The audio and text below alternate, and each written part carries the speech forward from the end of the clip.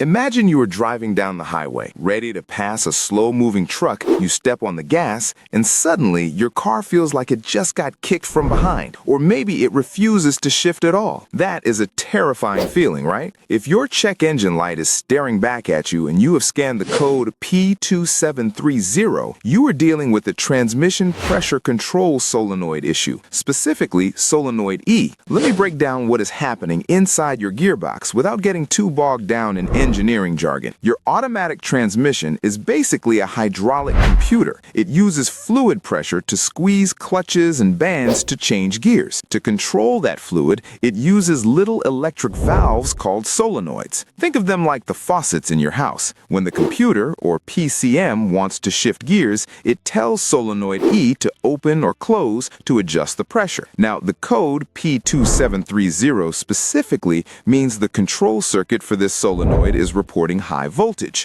Basically, the computer is trying to talk to the solenoid, but the signal is getting messed up, usually indicating an open circuit or a short to power. If you ignore this, it's not just annoying, it's dangerous. That banging sensation when shifting, that's the transmission slamming into gear because the pressure is uncontrolled. Do that enough times, and you're looking at thousands of dollars in internal mechanical damage, not just a simple electrical fix. So, how do we tackle this? First, don't just throw parts at it. Start with the basics. Check your transmission fluid. Is it low? Is it dark and smelling like burnt toast? Dirty fluid can clog the tiny passages in the solenoid. If the fluid looks like a strawberry milkshake, you have coolant mixed in, which is a whole other nightmare. Next, you need to look at the wiring. These harnesses live in a harsh environment under the car. Look for chewed wires from rodents, melted insulation from the exhaust, or corrosion in the connectors. A loose pin in a connector is a classic culprit for a high voltage code. If you're handy with a multimeter,